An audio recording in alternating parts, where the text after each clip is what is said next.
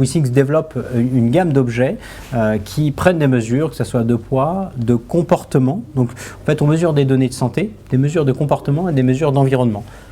Toutes ces mesures concourent à nous construire pour nous-mêmes, pour les utilisateurs de nos objets, un tableau de bord plus intelligent sur qu'est-ce que je fais, qu'est-ce que je peux modifier pour améliorer ma santé. C'est ça qu'on développe et c'est ça qui est, si vous voulez, l'épine dorsale de notre feuille de route. Donc où en est la montre activité WeThings? Elle commence à être maintenant reçue dans les mains de nos premiers utilisateurs, donc juste maintenant pour les périodes de fête. C'est un objet qui vraiment pour nous introduit la nouvelle génération de ces tracteurs d'activité.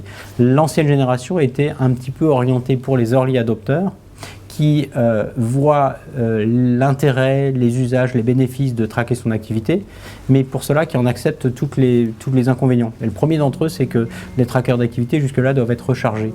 Et c'est la première raison pour laquelle on arrête de l'utiliser. Personne ne veut garder longtemps un objet sur lui qu'il doit recharger toutes les nuits ou tous les 2-3 jours. Donc on a beaucoup travaillé à faire un objet qui ne doit pas être rechargé, qu'on va conserver maintenant plus de 8 mois sans avoir à changer la pile. Ce qu'on a cherché à faire, ce qu'on espère qu'il va convaincre, c'est qu'on a fait un objet qui est non intrusif, qu'on va porter sur soi pour avoir l'heure, qui intègre des capteurs, un tracker de l'activité physique, sans avoir à s'en préoccuper. Donc toute la connexion, la synchronisation avec ce téléphone portable se fait de manière automatique, mais sur l'objet lui-même, j'ai simplement une aiguille qui m'indique là où j'en suis dans mon objectif d'activité physique quotidienne et rien d'autre.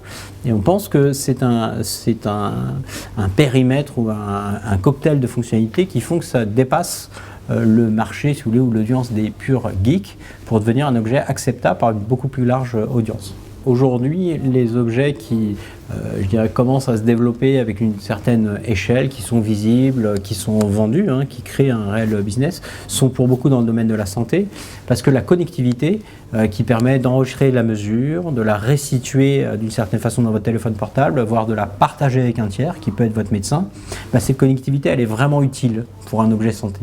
Et elle est même utile à un point qui, on pense que la version non connectée d'une balance, d'un tracker d'activité sera amenée à disparaître. Donc dans le domaine de la santé, les objets seront naturellement et sont déjà naturellement de plus en plus connectés. Donc on est dans ce domaine, on est sur une courbe de croissance qui est importante. On a levé des fonds d'accélération en 2013, donc on a levé plus de 23 millions d'euros auprès de 3 capitaux risqueurs, dont la BPI, pour justement accélérer notre croissance. On est aujourd'hui plus de 140 à ici Limono, Boston et Hong Kong, et on entend développer notre activité à la vitesse du marché qui est en train de se créer. Alors, est-ce que des contrats d'assurance santé, de mutuelle, s'appuieront sur des données d'objets connectés dans le futur?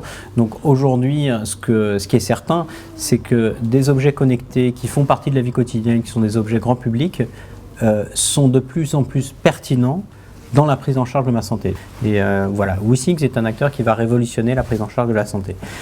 Maintenant, est-ce que les mutuelles aujourd'hui s'intéressent à ces objets? Je pense qu'il n'y a pas une mutuelle en France ou une société, ce que les Américains appellent les payers ou les assureurs aux États-Unis, qui ne s'intéressent pas à révolutionner, à changer, à enrichir la relation avec leurs assurés. Donc toutes les mutuelles s'intéressent aux objets connectés comme tout autre moyen d'enrichir, de rendre plus intelligente leur relation avec leurs assurés.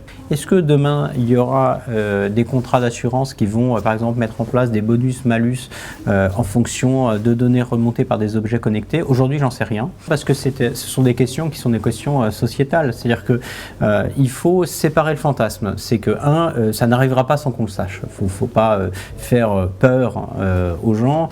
Les cadres de l'utilisation des données privées nominatives existent dans tous les pays. Donc les données sont privées, les lois protègent l'exploitation des données privées.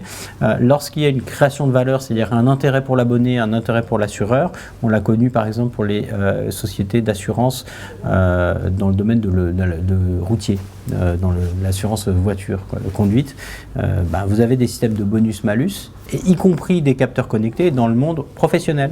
Vous êtes conducteur, transporteur routier, vous avez des trackers d'activité dans votre camion. Ça a été accepté, c'est là. Est-ce que demain, ce sera le cas dans notre propre santé? Aujourd'hui, très honnêtement, je n'en sais rien si c'est acceptable, souhaitable d'un point de vue de la société.